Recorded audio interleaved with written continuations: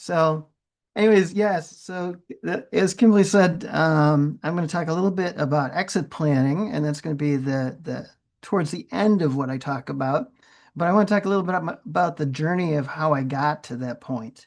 And so, the title of this, of course, Freedom Grid and How to Run a Real Business from Anywhere. So, who am I? Well, I've been the founder of several different companies, but the one right now is Targeted Net Solutions. And then I'm a partner with the National Business Educational Council and Kinkita, which means life in balance in Japanese. And that is where our accounting system came from, the Toyota Motor Company, which I'll probably talk a little bit about because that's a little bit about stability. And so just want to start with a little quote. Freedom is not the absence of structure. We often think it is, right? And that's why we all became RVers because we love freedom. We crave it. And it's really what structure makes possible. So today what I'm going to talk to you a little bit about is mobile business, the operational systems involved, the protections. Obviously, legal is one, but there are others, and getting your business entity correct. And of course, a little bit about revenue growth. I'm going to kind of tie into what Patrick said today. So let me tell you a little bit about how I got started with all of this. And this is my actual RV up on top here. And my wife and I were on a harvest host trip. And we had a funny thing happen to us. We woke John, up. I apologize for interrupting. Are you sharing screen now? I am. Can you not We see? we are not seeing that. Oh, okay. Hang on. Let me see what I did wrong. I'm sure Thank you you for didn't do letting me anything know. wrong.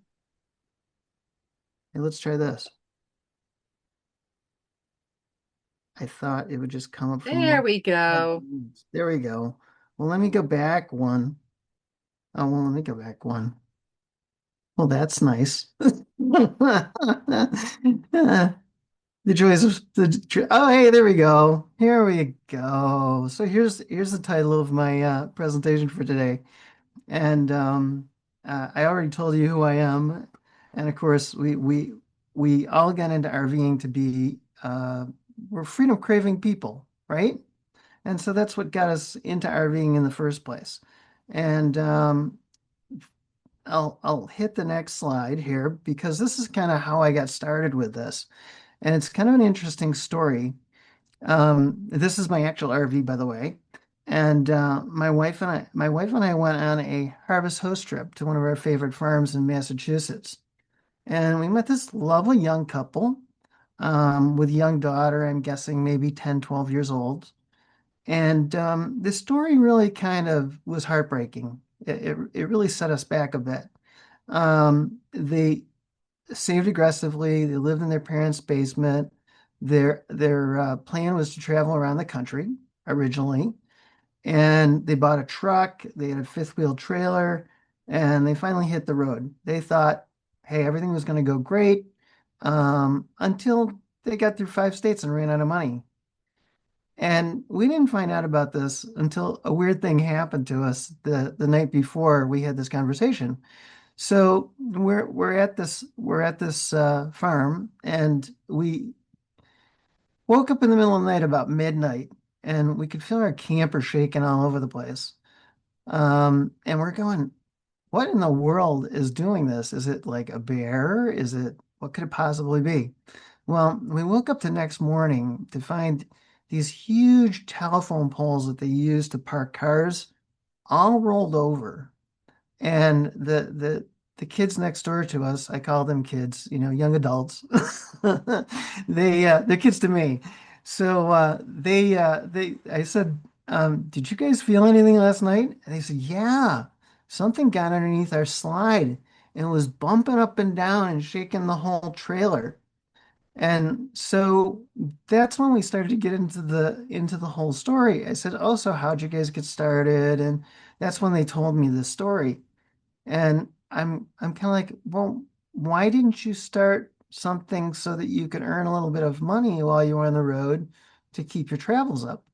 And the honest answer was they really didn't know how. And so that got me into developing passive income systems and in a way got me into exit planning. Because I was in marketing, and so my business is free to roam. I can travel anywhere, anytime I want.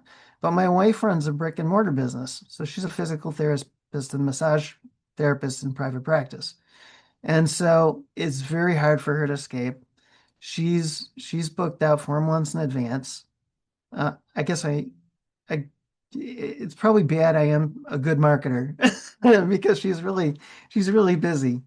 And so my whole thing after that was to one, make sure that other people like these young adults that I ran into don't run into the same problem. But the other thing I got thinking of is that, I really want to break my wife free from her bonds of working in a brick and mortar business so that we can travel more. Probably like you all did originally when you decided to, hit the road for the first time and we're trying to figure out how you were going to do that. So, like I said, after that trip, I made a promise that I just never wanted to see anybody in that position again. I offered to help the young man out, and he never got back to me. But that's not unusual. So it still didn't dissuade me from looking into how can folks make more money while they're on the road, um, and enjoy the travels more. So there's a couple things that stand in the way of that. And I'm going to kind of cover those because these are the things I'm running into now that I went into this. I've now been in this new exit planning company for about 6 months. And these are some of the different things that I'm seeing from our clients. They're in the wrong entity. So what's happening is that because they're in the wrong entity, it's costing them money. It's also not a very good, stable foundation for their business because in reality, most people should be in a multi-level LLC if they're serious business owners and they're making over $120,000 a year. That's the entity they should be first looking at. And I find people every day in the wrong entity, with the wrong operating agreements. I honestly swear I don't think I think most of the operating agreements are probably not as good as they could be. And I find people in the wrong corporations too sometimes. So just because maybe their parents had an S corp, so they're in an S corporation when they don't really make enough money for that. So it's really important to kind of look at the entity type that you're going to be involved in. The other thing I see very frequently is that most LLC businesses don't have a registered agent. Well, what's that mean? Well, if you get called into court for something, the judge is going to say to you, "Oh, do you have a registered agent?" And if you say, "Oh, well, I'm acting as the registered agent," well, you're in court right now. So who's sitting back at the office collecting your documents, answering your phones, etc.? And you're going to lose that court case because that's what your registered agent does. We often think that we can be our own and save some money, but it's money well spent. So these are just a few of the beginning things that I see. So documents and reality, right? So the documents really describe your business. And by that, I mean the operating agreement. So not all of them are created equal, but that's one of the main documents. There's others, but often I see them outdated. I see them not taking advantage of tax um, implications that can save them a lot of money. For instance, one of the things that we as RVers have a hard time doing is writing off our RV office space as a business expense. But there's a rule that just came out with the new tax laws that's called the Augusta rule, and almost everybody can take that. And so if you don't know about that, that's something to look up, the Augusta rule. Okay. We've always heard for years you should never mix your finances. Always separate your business and personal finances. Founder founder dependent. If your business is dependent totally on you, how are you going to get free? And so one of the things Patrick said that really kind of caught me, and we do this all the time as well. We've been introducing AI because it's a great way to even get business owners that think they don't have anything that they could sell or lease to exit their business at some point in their future. Um, AI is really kind of the great equalizer. Not only does it help to free up their time, as do VAs, but it also um, it also makes their business worth more. So people like new technology. It's kind of like the old days of the when a business would look at you and say, "Oh, you got a new copy machine. You've got a new this. You've got a new." They like new equipment that's in your business, and AI is kind of that new equipment. And it also, when we look at the average business takes about 5 years to exit, we can actually reduce that down if we introduce AI to about 4 years. Okay. And so the folklore decisions of, hey, what about campground certainty, about state domicile? There's a lot of different pieces and parts to that. And obviously you want to ask somebody who's knowledgeable. Although I know a lot about finance, that's not my specialty. So I would say, if you're in a particular state and you're going to start an LLC there, or you're looking to do business in that state, you want to make sure you know the rules of that state because they're going to be very, very specific. And of course, you, excuse me, you want to have paperwork and not structure. So that's going to help you to reduce your taxes in most cases. It's going to help in protecting your business and separating the risk that you might have. Okay, so let's talk a little bit about building things right. We often hear, especially if you've had anybody go through your personal finances, right? Your business finances really aren't much different. You want to have the right entity for your revenue stage. Typically, an LLC is right up to 200,000, $250,000 of revenue. Uh, we talked about the clean separation of personal and business, an operating agreement that matches your reality, whatever that might be. So the reality means, are you at that revenue level where it makes sense to have a certain operating agreement? Your business credit should stand independently from your personal credit. And I think that's one of the hardest things for most business owners to get a handle on because they're operating their business in many cases on their personal credit. But it's really very easy if you have a business entity to establish your business credit pretty quickly, at least within 90 days. And if you get up to 180, you probably have some pretty substantial business credit as long as you're making, good revenue as well. So making sure that you split those and you develop your personal and business credit so that they're independent is extremely important. And tax strategy is really built into structure. So one of the things that we've seen because of the operating agreement, we do have enrolled IRS agents on our staff who also bring in additional strategy. We have some folks, because of the new laws that went into place for reducing your taxes or reducing business taxes, that are making almost $1 million a year and paying very little in taxes. So all of those structures really combine on one another to really help you to, reduce your tax load. Running things right.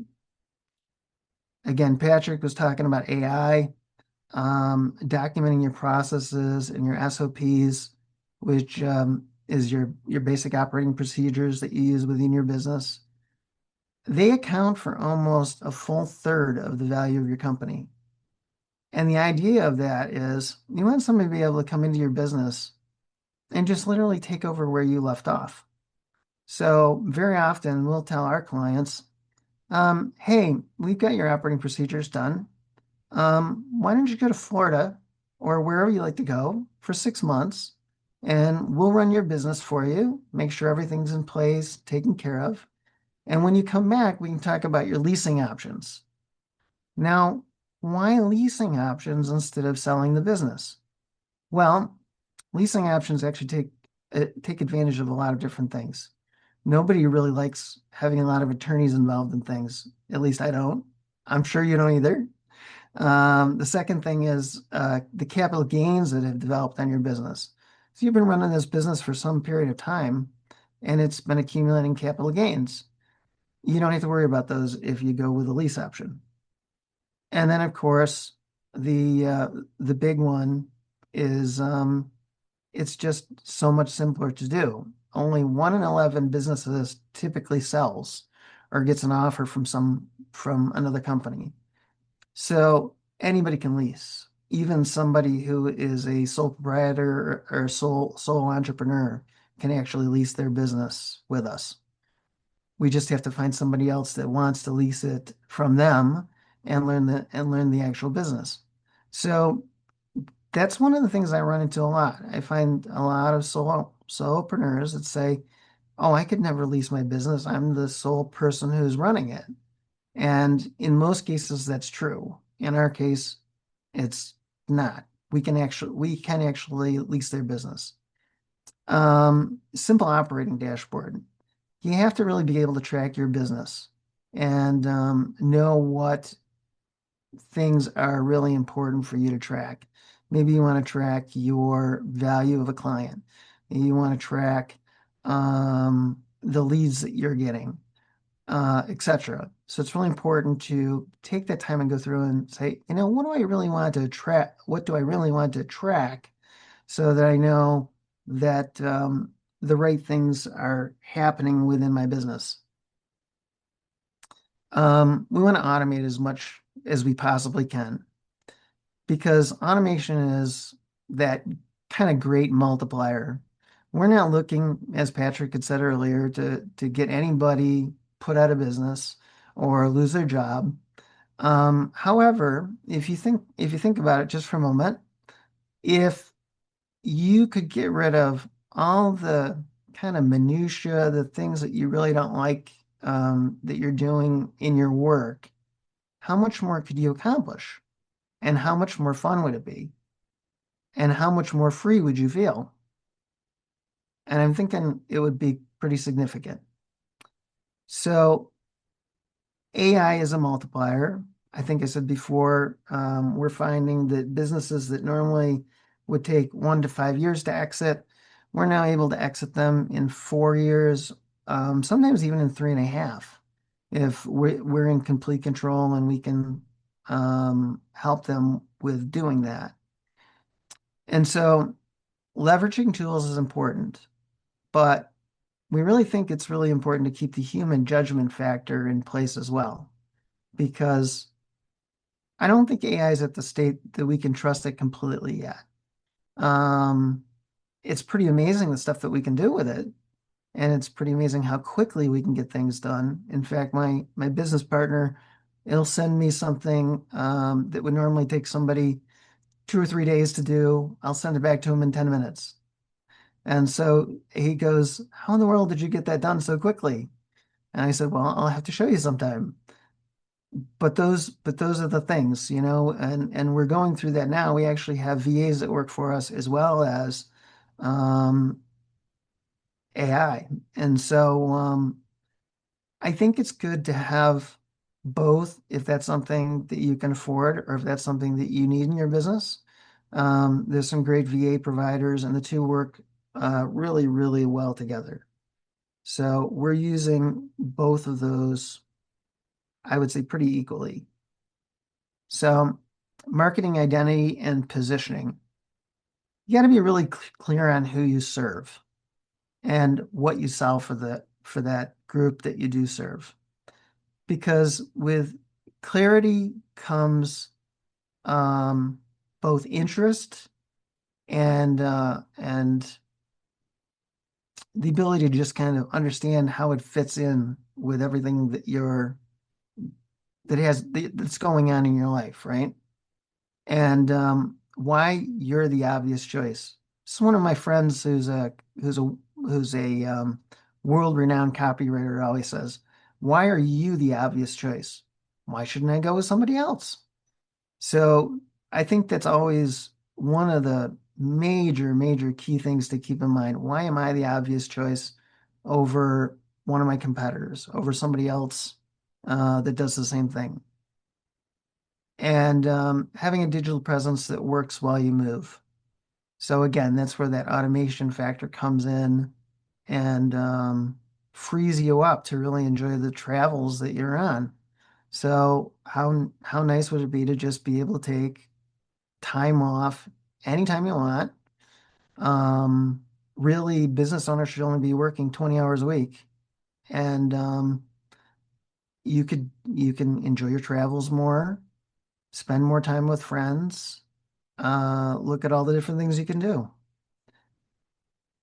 And lifestyle is evidence, it's not distraction. So, how many people would like the freedom of our lifestyle? Lots. But what's the thing that stands in their way? The big thing that stands in their way is they just don't know how to get there. They're not sure how to start a business. They really need help in getting going with that. And so that's another thing that we see all the time. That there are things that are definitely getting in their way. Sometimes it's as simple as they've never made that kind of income before, and that can really mess people up. Um, and a consistent voice. So,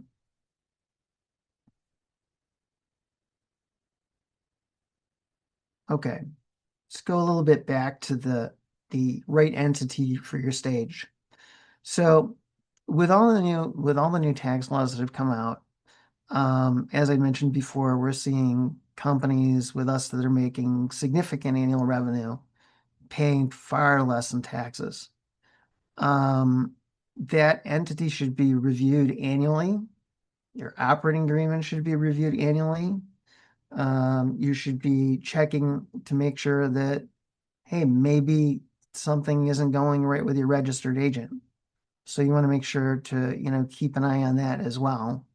So there's a lot of things to kind of keep track of, but you can make that pretty easy on yourself by having a checklist to go through and just say, hey, every year, let me go through that and just make sure I'm on track with that. Um, and that structure, like I said, is very set to a revenue level. So the difference between like an S corp and an LLC is going from $120,000 to $250,000. Then you're going to need the additional deductions and tax efficiency of an S corp. And if you become even bigger, you might have to start looking at a C corp. So the um, the income you're making or the revenue you're making definitely makes a big difference. We talked about the clean separation between your business accounts, your expense handling, um, your processes with your business funds and personal funds, and not mixing those. And we find too that agreements match reality. So having that current operating agreement, because things can change yearly. Maybe you've had a change in a partnership. Maybe you've had, maybe you need to, maybe the tax law requires you to switch the ownership structure to a multi-level LLC, or a multi-level S corp, and you could be paying less taxes by making the minority um, holder in the company a majority holder, and it actually benefits you both. Some things aren't really as cut and dry as you think they are. And I've found this out over the last 6 months, in a very surprising manner. So roles clearly defined. So we're going through this a little bit now. We've got a number of folks that we've tried to add additional streams of income to their business, and we've gone through some challenges with them in making sure their roles are clearly defined, that they know exactly what their responsibility is. If we brought in a partner for them, if we brought in an additional line of income for them, that they have clearly defined roles.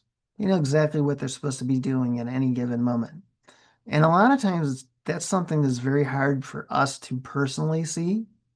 And it's great to have professional help, a friend's help, in just making sure that, that runs smoothly. Ownership structure documented. So I ran into a really interesting thing lately, or very recently.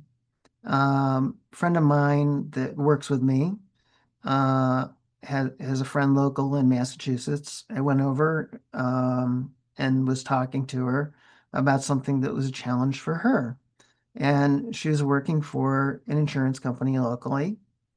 And she originally was asked by her mentor at this insurance company to start a tea company with her. And so she was documented as the 51% owner. Now, then she moved to New Jersey, broke up that agreement without saying anything, without doing anything, and it's created an ownership structure disaster that's probably going to end up in the state attorney general's office. It's probably going to be an employment situation, and it's probably going to get the SEC and FINRA involved because they work for a insurance financial company. That's a mess. It's probably one of the biggest ones I've ever seen, and I've seen some pretty big ones. So you want to make sure that things are very well defined. And I find, a lot of us don't like contracts, but contracts are a very good way of defining each side's responsibilities and each side's boundaries. And so having clear contracts are definitely a part of this. Independent business credit, can't talk about that enough. Very easy to establish. There's programs like nav.com that let you go in and they tell you places where you can get 30-day net terms, 60-day net terms, 90-day net terms, how they all relate to your business credit. And most people can do their business credit pretty quickly. It's quicker if you have good personal credit. So we do run into that a lot where maybe somebody doesn't have great personal credit. And so it takes them a little while to establish business credit. We also run into stages where people have poor personal credit and then they're able to get business credit. And it's because the two are separate, it's almost like they don't need the personal credit anymore in some ways. So, like I said, very important to do those two things. So, here's a good question for you. If I asked you today why your business is structured the way it is, would your answer come from clarity or from hope? Did you begin with the end in mind, like Stephen Covey tells us? And did you set up your business so that you have clear plans of the exit and everything else in between? And I would say that most people would say to me that no, it was a complete afterthought. In fact, in our world, most owners come to us when they've got about a year left before they think they're going to retire. And then we have to tell them, well, we're going to make your life a little easier, but you're going to have to stay a few years longer because it's going to take a while to get these things put together that you need to have in order to have a clean exit. So super, super important to make sure that those things happen. And the other thing too that a lot of people aren't aware of, and even I wasn't really aware of this when I first started this, why so many companies get lines of credit. And a lot of it is because there's a lot of companies that you might work with that might take 30 to 60 days to pay you. So important to find a good lender or a good lending relationship.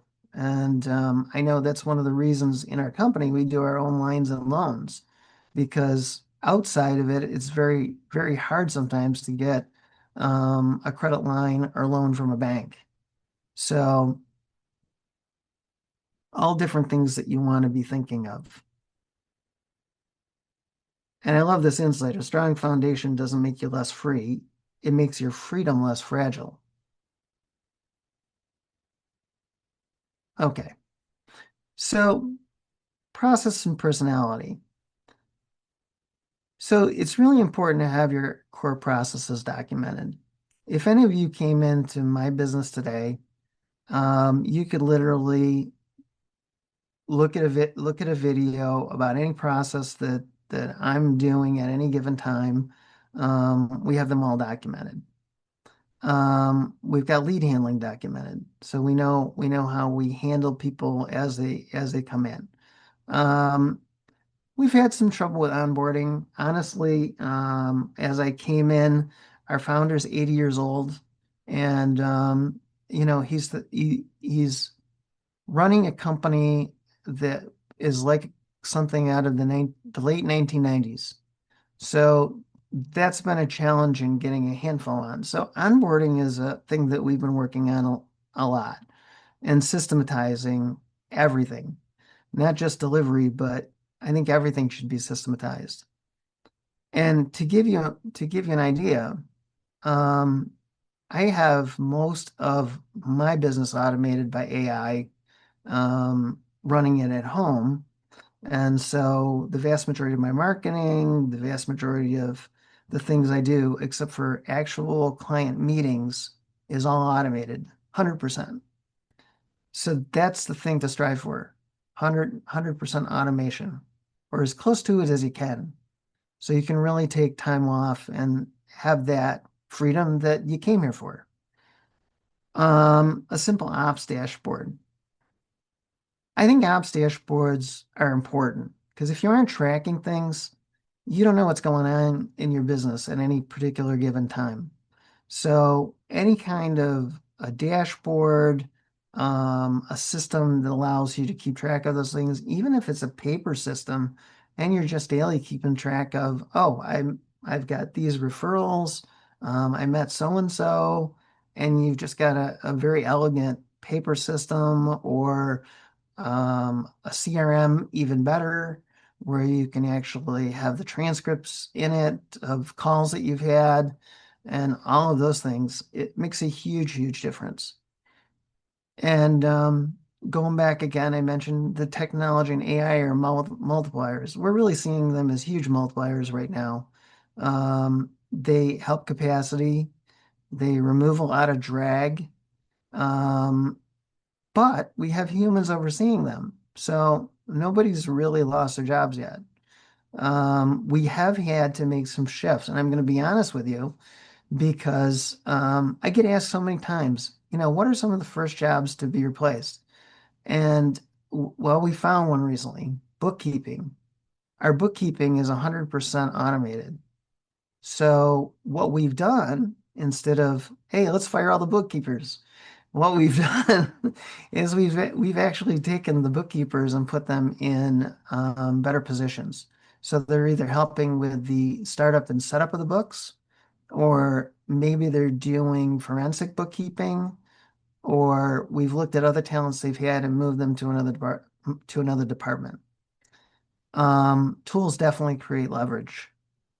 I was asking my partner the other day, I said, okay, we did this little task tonight, took 10 minutes.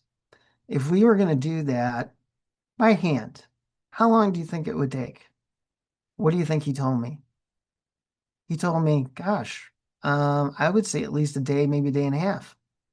So it's it's pretty huge. I figure using tools and using AI and using the VAs we have, I probably save about 300 hours a week. And I don't think that's an exaggeration. I honestly believe that's probably about real. So and AI should never replace judgment. It should just multiply your capacity because trying to AI things that aren't set up right in the first place just makes a mess. And so the goal's leverage, but not automation for its own sake, because you're likely to end up in worse shape by trying to put together a poor process. So this is kind of an interesting question. Who do you serve? Do you know who you serve? I look at marketing as a filter.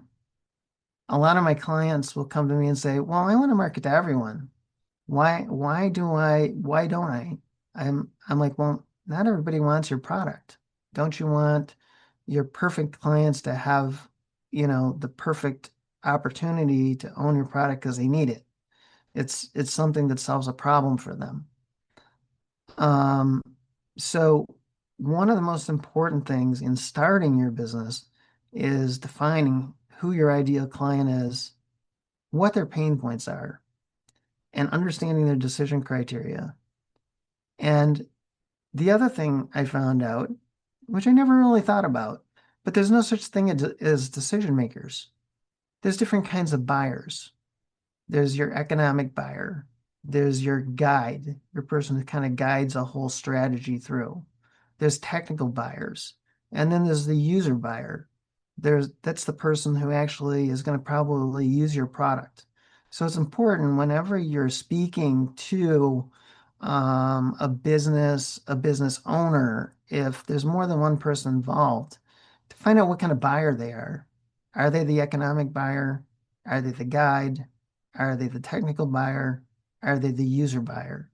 So no such thing as decision makers, only buyers. What you solve? Do you really know what you solve? Your solution might be the clear answer to a specific problem, or maybe it's not. Maybe there's something missing. Maybe there's something that's not clear that causes people to kind of turn away and go, um, that doesn't sound right. There's something wrong about that. Um, and it's important to be able to articulate whatever your unique value proposition is. So, in other words, you want to be able to do that in as short an answer really as possible, and preferably one that inspires them to ask you questions as opposed to you blah, blah, blah, and everything out at them, as my friend Patrick would say. And you want to show measurable results, whatever those are, because everybody, what are they interested in? They're interested in the results. They're not interested in the process and what goes on in between. What's this going to do for me right now? Um, this is an interesting topic for me, the digital presence that works. A lot of times I find that when people are first getting started, a website might be the worst thing in the world for them. And I know that seems counterintuitive, but I've actually seen it mess a lot of clients up. And the reason it does that is because, well, one, they might not be able to afford it. Um, Websites are pretty expensive. They might not know how to build it. They might ask somebody to build it who doesn't know how to build it. So it's important to do your homework and find out these things for when you need them. the messaging, the content that you build, all the stuff, you want to do two things. You want to build trust and you want it to be consistent because a consistent voice is a voice that people listen to and they aren't alarmed by. If I showed you one thing that looked completely different, like my website looked completely different than the emails I sent out and my videos and all of those things, would you be more likely to buy from me or less likely to trust me? And the answer is you would be much less likely to trust me. So it's important to keep things consistent and make sure they work and make sure, they're on point. That if you've got websites and ads, they have the same scent. We call it scent. They look the same. They have the same feel and look to them, and that's really important because otherwise people will just look at them and go, I think there's something wrong. I don't think that's the same person. And of course, lifestyle and evidence. Our RV lifestyle is not a distraction. It's the evidence of discipline, adaptability, and intentionality. And I know I listened to a couple of you prior to me coming on today, and I heard this over and over again. It's all about, hey, we were disciplined, we had things not go our way, we made changes. It just kind of went on and on in that direction. And I think you all probably heard the exact same things I did. Um, Reflection question for you. Do you understand what you do, who you help, why you're credible, and why you're the best choice? I think that's really an important question to ask yourself. Why am I the obvious choice? All right. So if we automate, hey, how easy is it to move around to new campsite, move to a new location? Super simple. So relocation doesn't mean restarting. Automation really helps that process. Um, Content builds trust, right? People use it to begin to know, like, and trust you, especially video. So if you're not doing video, you should be doing a lot more of it. One, it's easier to use tools like AI and AI-based tools to clip videos, to clip audios, and when we see people, it's really our best way to begin to know, like, and trust them quickly. We often say even know, love, and trust them quickly. Um, you want automated systems to handle the heavy lifting, so you get to have a life because that's what we're here for. Tech and AI helps that. It creates the leverage that we need, take the drag off us, really let us do what we want to do, have our freedom to travel, have our freedom to do whatever it is we want to do in our lives, and our financial clarity at all times. So I think you've seen as I've gone through this, there's a number of financial stumbling blocks for businesses. There's a number of financial stumbling blocks for people personally. So what I would really be looking at is, okay, what do I need to do to get the financial clarity that I really desire in my life? So I have that freedom. And of course, freedom becomes stability. You don't want your dreams to break. You want the structure to handle the growth that you have, the volatility, anything that pops up that's unexpected. So one of the things I constantly hear is that, no two businesses are created equal. They don't scale the same. Uh, it really depends on the size of your business itself. You know, you may need to make some fairly significant changes to uh, to be able to scale your business up. So you want to make sure your structure can keep up with your plans. And finally, We looked at the different areas. I'd say really these are the big ones. You want to make sure your entity structure is on track. So you're not at risk because it's your foundation of your business. Do you have any operational gaps? If something breaks and you're offline and you're moving, how's it get fixed? Or is there something that tends to break all the time when you're moving around? If it does, it's probably something you do want to get fixed. And positioning. Does your market understand your value to them and why you are the best choice for them? And what I did is I put down a scan to my calendar. If you'd like to walk through anything that I talked about today in more detail, happy to do that. Also happy to give you a copy of my book, which is your $5 million exit.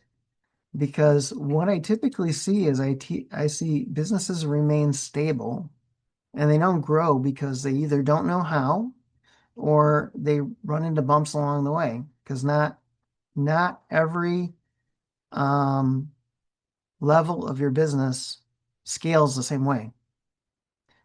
So, anyways, thanks for letting me present, and I hope that this was helpful. Absolutely helpful, John. Thank you so much. It was like a course in setting up your business. Yeah, I tried to do that right from the beginning. So I'm glad you felt that way. Yeah, absolutely.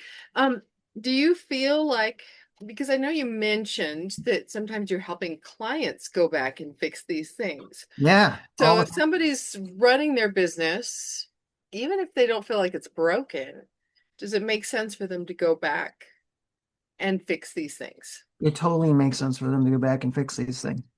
Because the other thing is, let me ask you a question. Let's do it this. Uh-oh. If I were to say to you, if you could just make a simple change in your structure, and instead of paying $40,000 taxes, you could 40,000 taxes, you could pay four. Would you go and do it? Yes. Yes.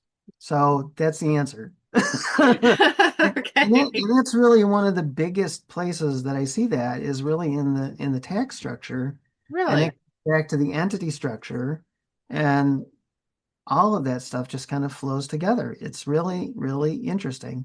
And it's funny, Kimberly, I was in finances for 28 years. I worked in the financial sector. I was investment licensed. I still have all my insurance licenses. And I thought I knew everything about finance. I found out I didn't know nothing really quick. And so, if I don't, and I've been in the business for so long, it's pretty clear to me that there's an awful lot of people that, you know, need our help in getting those little things right. Well, I think that's one of the key reasons we decided to do a summit like this is because it's an important conversation. And we don't, even if you study it, you know it, you learn it, even if you have a degree in it, sometimes those little things fall through the cracks. And so having these conversations and reminders and things like that really help. What about sole proprietors? Um, Hmm. That how is do a they fit into this really picture? good question. So the way sole proprietors fit into this picture, I would actually ask, would you like to be able to keep 20% more of your money? Why, yes. Well, yes. Then you really should look and see if an LLC would benefit you, because in most Okay. cases that I've seen, it does. And the other thing that happens quite frequently is we don't want to get pulled into court. We don't want to have a problem. And I said, this is the base of your emergency scenario and, not getting into trouble. But what happens if you get pulled into court? You did something wrong. If you don't have a registered agent, you're in trouble. If you don't have the right operating agreement, you're in trouble. Um, Let me ask you another question. How'd Uh-oh. you like how'd you like to be able to have $650 tax-free every month? Well, of course, who wouldn't? How does that work? So that's what we call the Augusta rule. and that is the corollary to having a home office deduction. Okay. Okay. Gotcha. Yeah. Gotcha. And so, when President Trump came out with the big beautiful bill, he came out with all these fantastic business tax deductions. And the unfortunate thing is the only way you can take advantage of them is you can't take advantage of them if you're a sole proprietor. But Gotcha. you can take advantage of them if you're an LLC or an S corp or a C corp.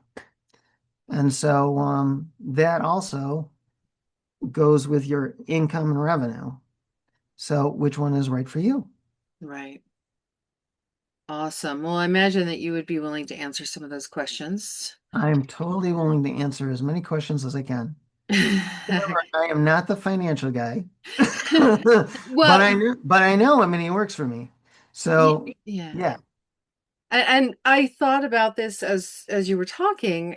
We have Sarah Jones speaking tomorrow, and I know a lot of the stuff that you're talking about, like keeping money separate and some of that stuff, that she's going to touch on that as well. Yes. So I love the synergy that we've got going through this event. It's just building. Everybody's building on each other. Mhm. So it's great. Really I will say great. Sarah's going to talk a lot more about the personal side. Yeah. Well, she Um, talks about business stuff too, I she believe. does. She does. But She'll talk about you how are the the business business operations guy fits in. Yeah. for sure. I mean, I Yeah. love that built right, runs right, understood right. I wrote that down. And I don't know if I mentioned this. Did I mention in the exit planning part? We're the only company I know of that works with exit planning as a lease. And so no attorneys involved, no extra taxes involved, no capital gains. You don't have to worry about all that stuff. So that to me was that's why I bought the company, as we'd So say. yeah, so if somebody's looking to move out of their company, then that's something to know for sure. Absolutely. Or if you are just making your plans for the future, it's good to know that that option is out there. Yeah, and the only thing that we could do before that was we could help business owners to work 20% less, and we could help them have 20-hour days. As Patrick 20 mentioned, hour weeks, I hope that's what you 20 meant hour, to 20 say. hour weeks. I'm sorry, Okay. excuse me. 20-hour weeks. And now we almost exclusively, when we're getting close to somebody coming to a lease term, we say, go away for 3 months, come back, we'll prove to you that your business is still running, and then we'll go and we'll set up your 5 or 10 year lease. And they're happy as clams. They've got regular income coming in. They don't have to hassle with attorneys. They don't have any extra expenses. That's a great way to do it, especially if you're a nomad. Yeah, especially. Yeah, And especially as a nomad. solopreneurs are hard to exit because, like, let's say, for example, you want to exit your business, I have to find somebody to replace you. And Right. then, or, and then you have to hire someone. It's expense out of your pocket to hire a new person and all of those things. So all of that is gone too. So there's a lot of things that I mentioned today. I know it's probably a little repetitive, but I wanted to make I think sure that's good. us But this kind of information, I think I at least I need it like hammered in multiple times. awesome. So very good. Thank you, John. I appreciate you Welcome. holding the anchor position on this end of the day and being a huge part behind the scenes of getting this summit together. So thank you for Very that. welcome. And I'm glad we were able to get it done. Awesome. Yes, we were. Yes, we were. All right. All right. Well, that's going to wrap us up for today. That's the end Woo. of day one of the Anchored in Freedom Summit. And you will be able to watch the replay on YouTube, and we will get the replays up in the next few days on the website as well. So you can come back and catch anything you missed or just rewatch some of these that are just so full of value. I'm going to rewatch some of Mm, them because there's a lot of nuggets in there. And I just, as I said to Jennifer at the very beginning of the day, I could not keep notes I fast enough. So the I replays just are really quit. good. Yeah, watching on YouTube because I was doing that all the way up until I came on, and just going through and listening to their stories and the little nuggets they brought in. It was, Mhm. and then it also kind of added to some of the things that I felt that I could bring in to kind of top it off. So it worked out really, really well. Yay, excellent. All right. If you haven't registered for the summit, if you found us some other way, then feel free to go do that now, anchoredinfreedomsummit.com. What that's going to get you is it's going to get you notifications as to how things are moving along. We'll be following up. We'll be probably asking some questions so that we can build that into the next summit. But we are also going to be doing door prizes, and those are going to come from the registered attendees. So there's some really incredible door prizes that you don't want to miss out on. You can find those on the website as well. So go to anchoredinfreedomsummit.com, register to attend. Even though we're already through day one, you can still register, and that'll put your name in the running for those drawings, and it'll also get you some updates and notifications along the way as well. All Cool. right. Go Thank do you it all now. for coming. Thank you, John. And that's a Welcome. wrap for day one. Woo! Woohoo!